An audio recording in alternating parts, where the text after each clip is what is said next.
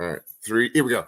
What's up, horror fans? Pete here from the Lassercast, where we talk about all of your favorite horror movies that are coming out in theaters or classics, and we talk about streaming shows as well. I'm here with my co-host of the most, Dr. Zays G, hanging out in his kitchen, drinking some coffee. Danny, are you ready to talk about some RoboDoc? I'm always ready to talk about RoboDoc. This is like the high point of the week. This first full week back to school, first full week with students. Every day this week I came home thinking, all right, I'm going to record a review. I'm going to record a video. And within like 5 minutes, I sat down and I was like, I'm so tired. Yes. So to be here with you on a Saturday morning talking RoboDoc is very nice. Very nice. You took the words right out of my mouth. I kept thinking, how am I going to start this video? And I was like, oh, it's my favorite time of the week, talking about RoboDoc. Watching this documentary has been the highlight of my week for like the past 3 weeks. I'm just such a big fan of it. It's made me rewatch RoboCop. They're doing something right here. They definitely have kept this excitement level. And I think what's really interesting about this documentary, Danny, is that they really go through like every scene in the movie and just like explain some sort of interesting aspect of like every scene in RoboCop.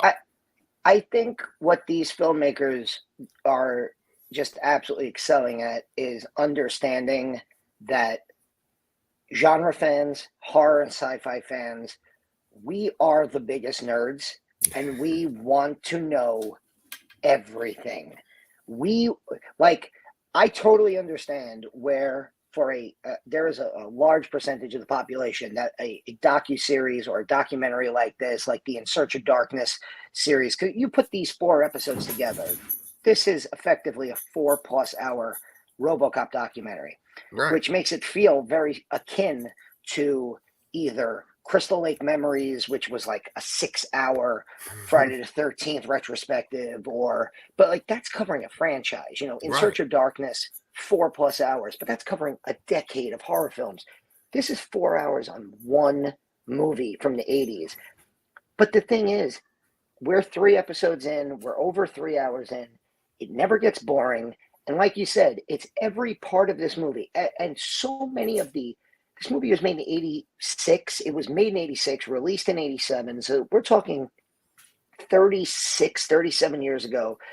And so many of these actors and producers and writers and the people that worked on this film are still, thankfully, alive and well and talking heads in this. And it makes it so much fun. It's just like, part of me during this episode was like, I can't believe we're getting so much in depth about the Bob Morton scene with the 2 women and the cocaine.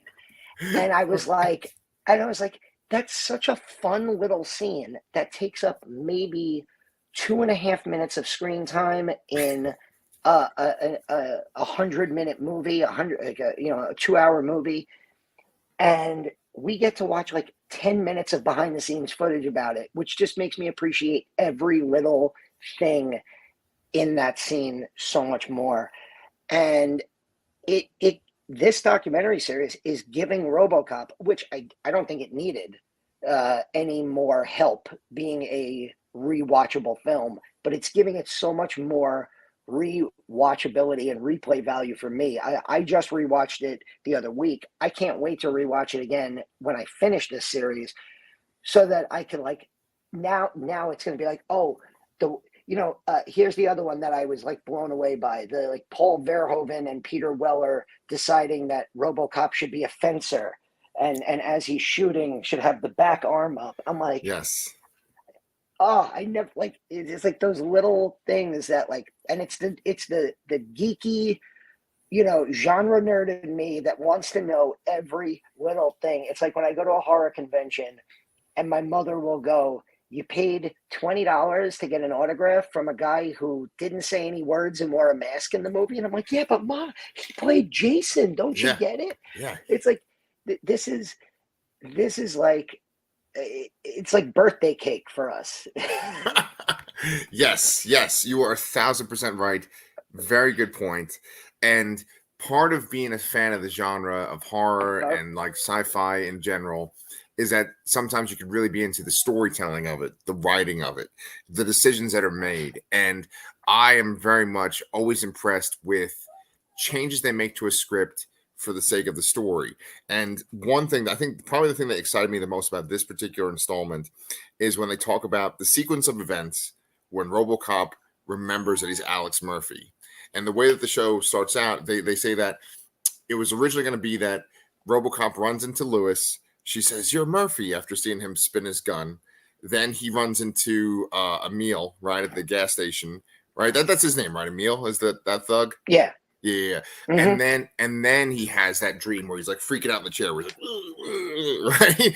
And so Paul Verhoeven said, no, we're gonna switch that sequence up. We're gonna have him have the dream first, because that's his soul coming back into his body. Like, they can take everything from Murphy, but they can't take his soul. And that just like clicked something for me, man. It's like this movie, I think I said this in our last installment, but there's nothing bad about this movie. This movie is 36 years old. Maybe a little bit of the stop motion looks sort of dated, but I can even give that a pass. Like, this movie is a solid movie. The dialogue is fantastic. It is like so good, and it owes so much to the people behind the scenes, particularly Paul Verhoeven.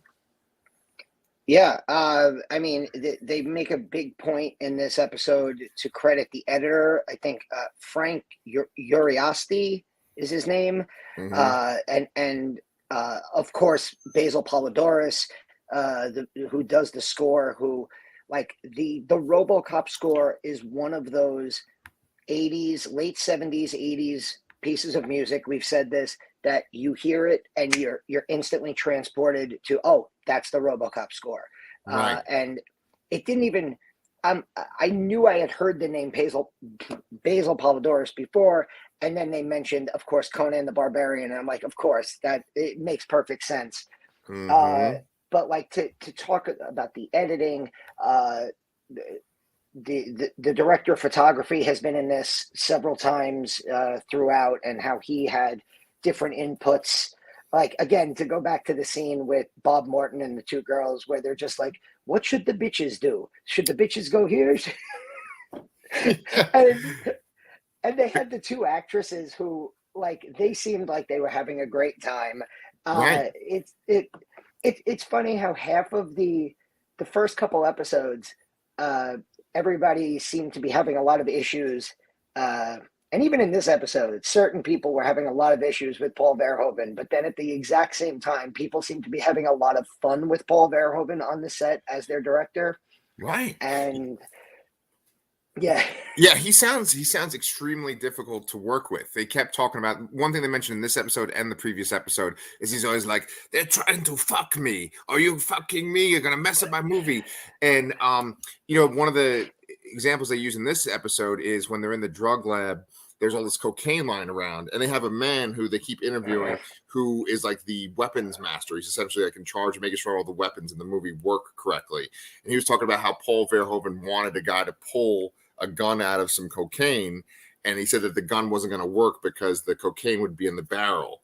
And so they kept having this tension, and the guy's like, Paul Verhoeven's like, you want to fuck me? You're going to fuck me? And then the guy comes up to him one day and he's like, I am going to fuck you today at like 11 o'clock or whatever. And then Paul Verhoeven turns the whole set. He's like, see, when he fucks me, at least he tells me, We get a lot of my Paul Verhoeven impersonation here today at 7:20 in the morning. Thank you. But I just want to make up one more point about Paul Verhoeven, though, is that Peter Weller, who they show quite a bit in this episode too, he makes this excellent point about Verhoeven, and it goes along with that scene I was talking about before.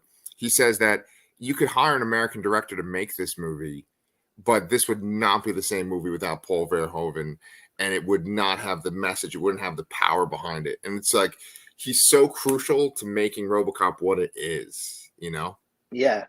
I also, speaking of like what makes RoboCop what it is, they spend almost the first 15 minutes of this episode, it feels, it was in the first half hour, spending so much time on the news segments with like Lisa Gibbons, and how those do such a good job of like editing through the movie and like breaking up scenes, but in like a logical way because of the way it makes it feel like the way like a comic book would be written, where you have like a break in the action, but then like everything is filled in the middle.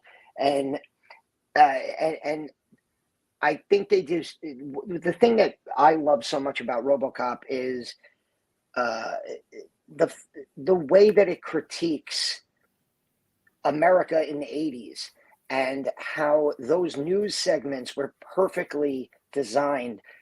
Like you would have them saying the worst things that were happening, but both the male and female anchor would have these big smiles on their faces, and how they even made like an in-joke to like Reagan possibly dying and nobody even got it. Right. And to a lot of people in the 80s, we were too young to really appreciate this, but to a lot of people in the 80s, Reagan was this basically godlike savior figure. He came in to the presidency. His first act as president is, bringing home the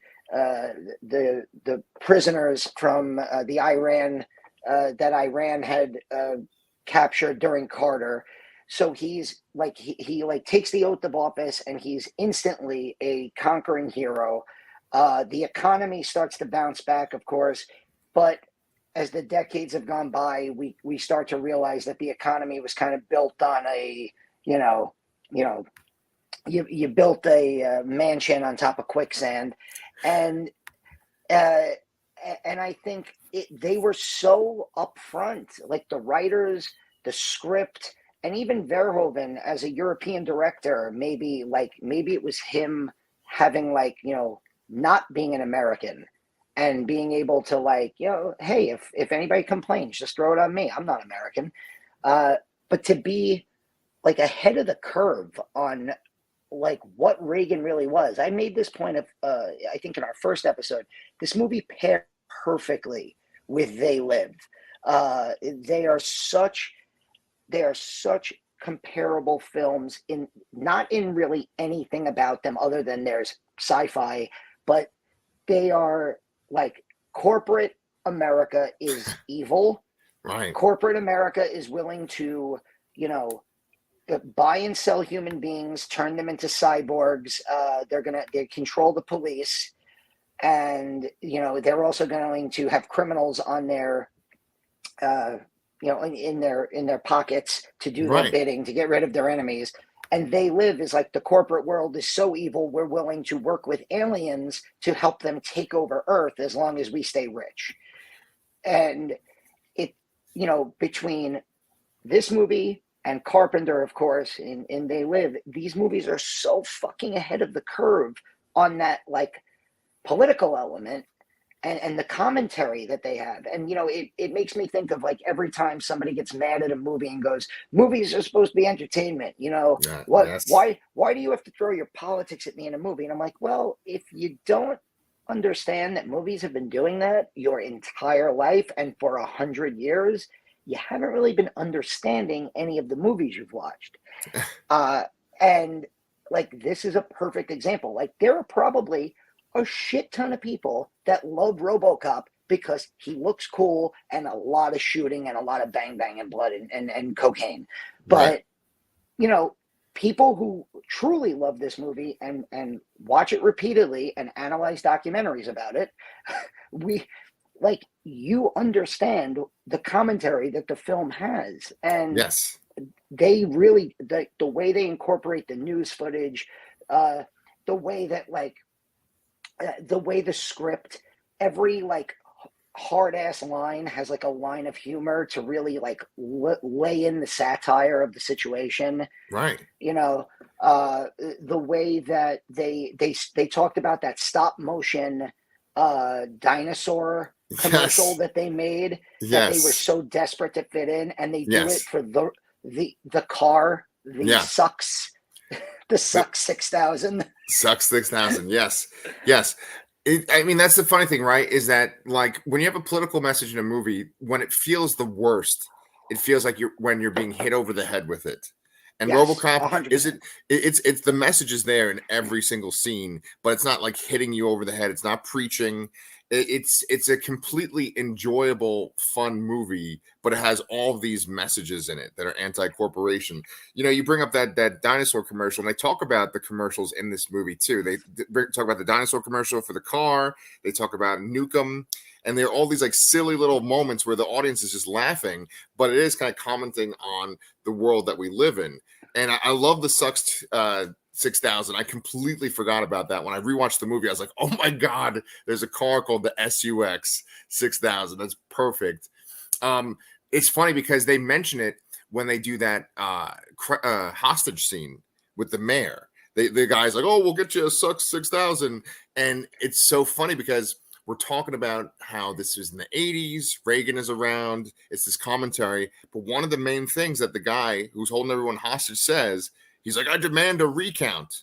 Sounds kind of familiar, you know, someone demanding a recount. Like, oh, I guess more things change, the more they, prescient. It's ahead of it. Yeah, it's ahead of its time, literally. Yeah, and so it's this great moment, and one of the things they say, I can't remember which person they're interviewing, which of the talking heads they're interviewing, but they're saying that RoboCop essentially does these three stupendous acts. Like he does these three amazing kind of arrests, and then all of a sudden you have this sequence that's brought up with the newscasts and the commercials and stuff. It's almost like this break. It's like this reprieve. And I love hearing about things like that in a movie because whoever says it, they compare it to music.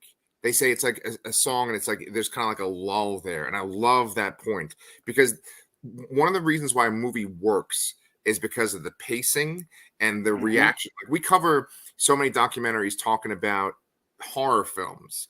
And one of the things that they always talk about in horror film documentaries is when you give a scare, but then afterwards you have like some kind of joke to let the audience kind of loose that tension up, and then you build that tension up again, you know. And it's clear that with this movie, they're very aware of the pacing, right, and how to do this. I love seeing Peter Weller get interviewed behind the camera because he's commenting on all of this stuff. In particular, he's talking about how Murphy, everything's been taken away from him by the corporation, right, and he's lost everything, and it's just such great commentary. God, what were you gonna say? Oh no! You kind of zipped in and out. So I was, no, it might have just been on my end, but Peter Weller, from the minute he showed up in episode 1, he absolutely fascinates me as a person. You know, every time he has one of those voices that I would love if I like bought a book on Audible and it turned out he was the narrator of it. He could read me the yellow pages. Like that's I just love his voice. I brought this up. He does a documentary series for History Channel that I show my students a lot, Engineering an Empire, and he's so much fun to listen to. And like I've had students who have been like, "Is that the guy who plays RoboCop?" I'm like, "Yes, that kid's getting a good grade." I love the story about all the behind the scenes hanky panky that was going on, and I like that Peter Weller. And I like that Peter Weller was very quick to say, "Hey, I was a single guy, and it was whatever." Yeah, but like also that like 4 couples got together on this movie. I worked with a guy.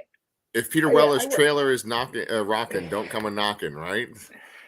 I work with a guy who's like, yeah, you don't shit where you eat. And I'm like, no, you always shit where you eat because those are the people that you hang out with the most. And like Athena and I met at a school that we worked at. And it's like, that's what happens. Like I imagine that like a movie set is just a more fun outdoor version sometimes of like a school or like a law office where it's like, the people that you're surrounded by every day and you're in the trenches with, you build relationships with, and shit happens. And apparently shit happened a lot to Peter Weller, man. And it's funny because they spend so much time in the previous episodes talking about how difficult it is to wear the suit. They were saying that like he would sweat off like pounds of sweat like every time he would wear the suit. It's so difficult to get him in it. And meanwhile, this guy's just banging people left and right. You're thinking like is he banging people in the suit? I can't even imagine what he went through. Like, you know Texas heat, but to be Yes. in Texas heat in like that heavy ass suit, walking around for like hours at a time. I mean, I was a high school wrestler, and I had to drop weight. Hmm. Like, there were times where like I'd wake up, I'd weigh myself in the morning, I'd have to weigh 140 pounds for the weigh-in at the match in the afternoon, and I was like 143. Yeah. And I would go to school, leave school at the end of my day, go to the gym, put on like three sweatshirts, three pairs of sweatpants, a wool hat, get on the bike for 30 minutes, go sit in the steam room for 30 minutes. And like I would come out of that, and there were days where I legit lost like 5 to 6 pounds of water weight in an hour. Wow. Wow.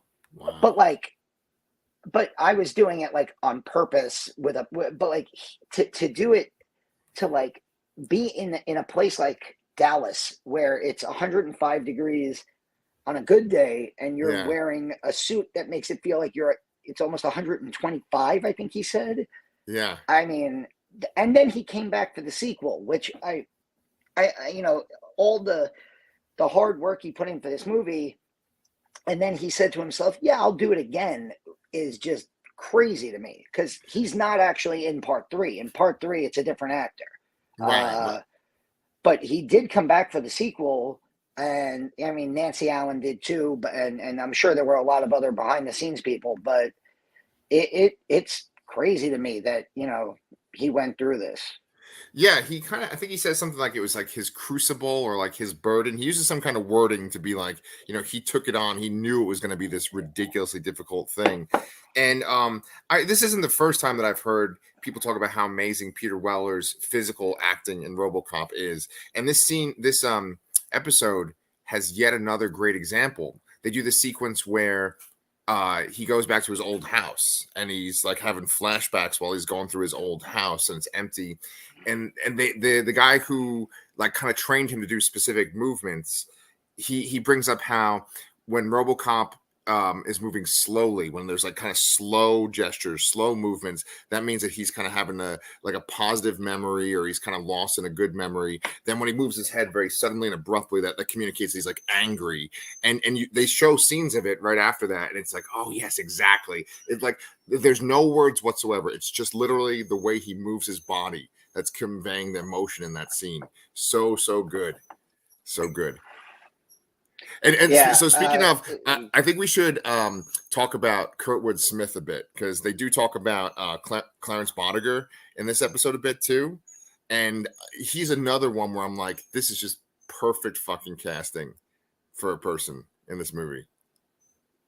oh, I mean, one thing I was noticing, like, this movie might have the most really cool bad guys. Oh yeah, oh Uh, yeah, I mean, when you think about who are the bad guys in this movie, you have the Wrecking Crew, Clarence Boddicker, Dick Jones, yep, even the old man at OCP isn't a good character. no, Miguel Ferrer, Bob Morton is an asshole who you hate and you kind of root for him to die, even though it's the other bad guys killing him. You have the factory full of gangsters and drug lords.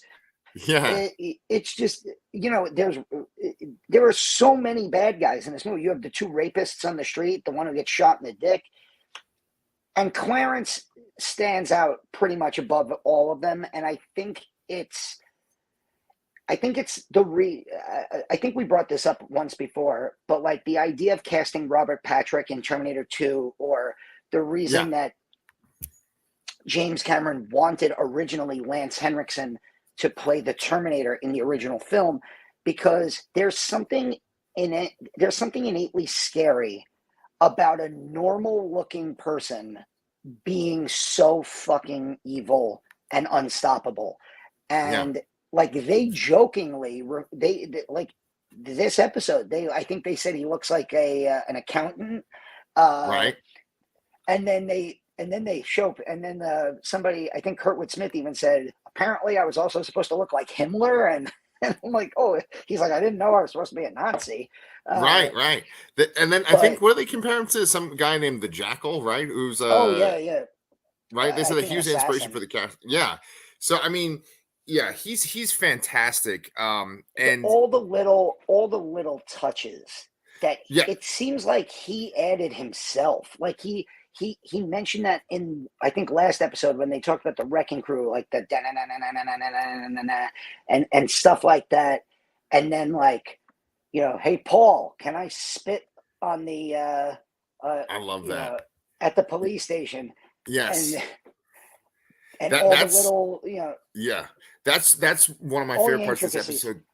Yeah, and that's one of my favorite parts of this episode is that, like, he had blood in his mouth, and the rest of the actors didn't know that he did, and they didn't know he was going to spit, and he just spits right on there, and you see their reactions on their faces. They're like, "Oh shit!" I love in movies when, like, the rest of the people don't know what's going to happen, but like maybe one person does. Um, they also, in that scene, they talk about how um Kurtwood Smith, like, kind of threw himself up against the desk because RoboCop, if he's gonna push you, you're gonna go flying, and he broke two of his ribs throwing himself up against the desk. And one of the cops notices that he's like hurt, but he just plays it off. He just kind of like pretends like nothing's going on, and he gives him this look. His look is so fucking good when he looks at the other cop, and the look is kind of like, yeah, I know you know, but just shut the fuck up. It's so good. And he says, I get my phone call, like, yeah, you are 1,000% right. Like, his little touches that he adds are so great, and they go into detail about it when they do that sequence in the drug lab, where there's the kind of the face off between him and that guy Sal, and they're basically kind of like comparing dicks with each other. And he does the thing where he like sticks his finger in the guy's wine, and the guy, once again, improv, he's like, well, I'm gonna drink the wine to show how badass I am. It's just all these little touches. And I think they were saying like that whole scene was just chock full of ad-libbing, the two of them. Mm-hmm.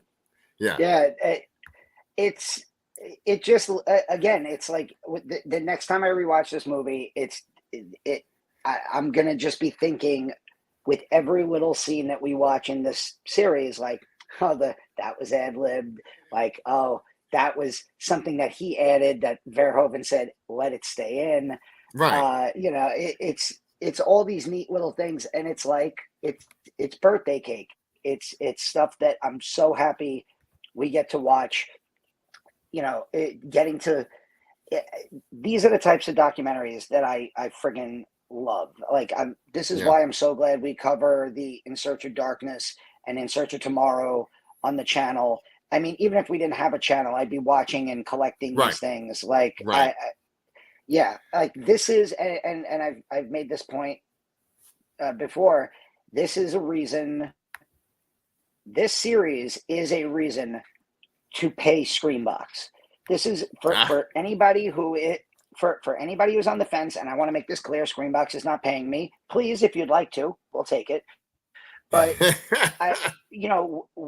for the 3 years that we've had this channel now, we've been, we cover a ton of Shudder stuff, all tons and tons of Shudder stuff. SCREAMBOX has always been, they've been like that secondary horror streaming channel. The last year or so, they have leveled that playing field. And if there's any horror fan or genre fan, sci-fi fan who's thinking to themselves, do I have enough money for one more streaming service? You put something like this out on your channel, and you are inviting fans to, do a monthly subscription. I think it's $4.99 a month. I think you can even do like half-year plans or full-year plans to make it less money. But these are the types of shows and movies that they make you consider putting your money down on a channel. We covered The Barn and The Barn 2, which are on there. We covered The Outwaters, which is on there. Terrifier 2 and Terrifier are on there. They have that amazing Robert Englund documentary as well by these same filmmakers. So it's a channel that is on the rise, and if you're a genre fan, a horror fan, I definitely think, and there's it's sad that there's only one more episode of this. Yeah. I know, yeah, because they're enjoying it so much. You know, it's funny because you just listed so many different things. I'm like, wow, we really did cover a lot from Screambox this year. You know, and I was a part Hmm. of most of them too. I can't even. Wow, it's the Outwaters is on there too. That's crazy. That kind of blows my mind. But like, one of the things that's great about watching this sort of episodic thing and watching it on Screenbox is that even the episodes end with like kind of cliffhangers, right? Because like they go into the Dick Jones character a bit in this episode, and a couple of interesting things about that. The sequence where Dick Jones confronts Joe Morton in the bathroom is a couple of things I really liked. One was who's the actor that plays Dick Jones again?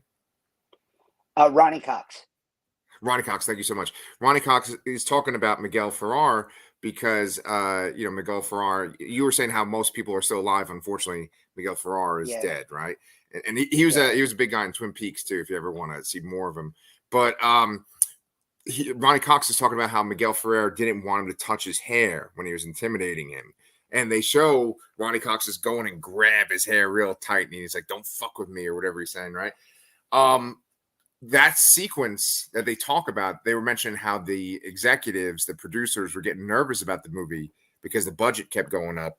And so they showed them that scene to kind of show like the idea behind the movie and what the acting looked like and the set design. And like that scene sold them and let them keep making the movie without issues. And yeah. I remember watching that scene again recently, and I it kind of threw me off because the perspective at one point the camera is from like Ronnie Cox's foot while he's taking a shit in the stall, and I'm like, oh my god, I don't think I've seen a shot like that ever. And it's such a great scene, such an intimidating scene. I love it. Everything's great about like Miguel Ferrer looking and watching people run out of the restroom. The one guy who's talking shit, he leaves the restroom and you can tell his pants are still soaking wet with urine. It's such a great Yeah, scene, and it yeah. goes so well with that scene when they do kill Joe Morton, Hmm. and Bob Morton. and then what's that? Bob. Bob Oh, Morton. isn't there a fucking actor, the guy that's in Terminator 2 Yeah, that created Skynet, right? Miles Miles Dyson is Dyson. Joe Morton. Yeah. So Bob Morton. Yeah. So they kill him, and then it's funny because like the very last shot of this episode is like Ronnie Cox being like, I had to take care of Bob Morton this time. Now I have to finish his mistake. And it's like that's setting up the conclusion of the movie. It's so perfect, this little Yeah, cliffhanger. yeah, definitely. I I'm very excited to get to the final episode, but I even feel like Chris always makes this point with like a really good genre documentary, like the In Search of Darkness ones, where like RoboCop itself, this feels like something you can just throw on at any time, where it's like you're bored, you're tired, and you just want to throw something. You're doing some work at home, you just want to throw something on in the background to have the TV on. Like right. this is a perfectly fun thing to have on in the background where you'll do some work and then you'll look up and the next thing you know 20 minutes will be gone and you'll be laughing at stories that you've heard before about RoboCop. But yeah, Amen. one more episode, and I can't wait until Tuesday, which is the 19th, I believe.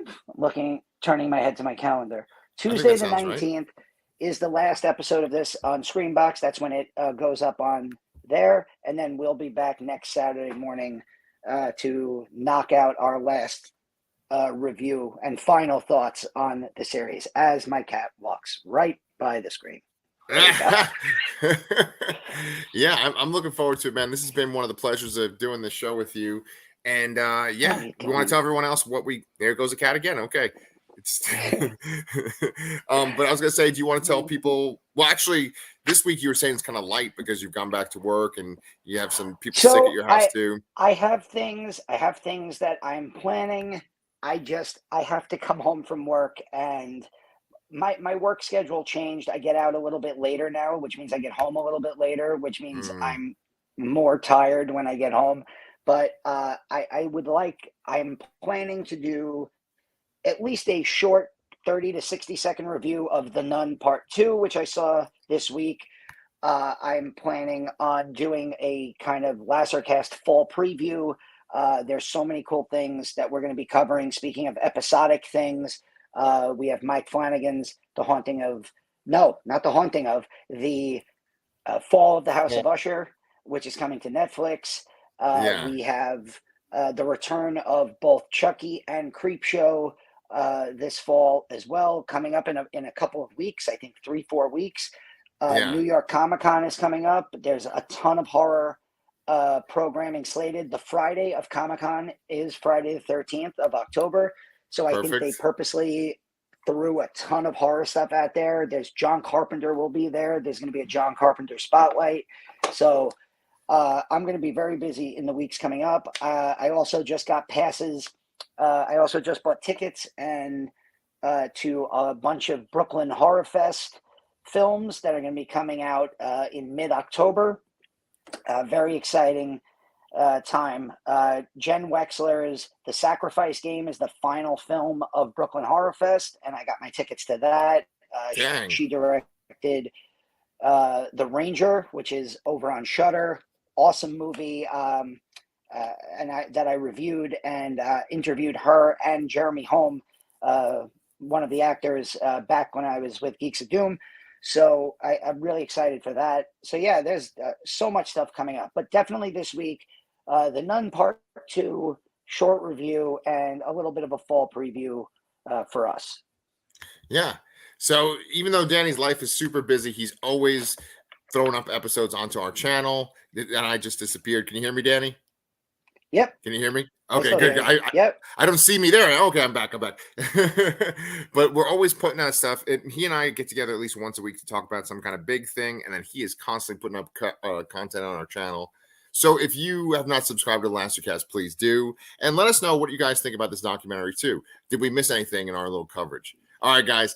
Thank you so much, and we will see you guys real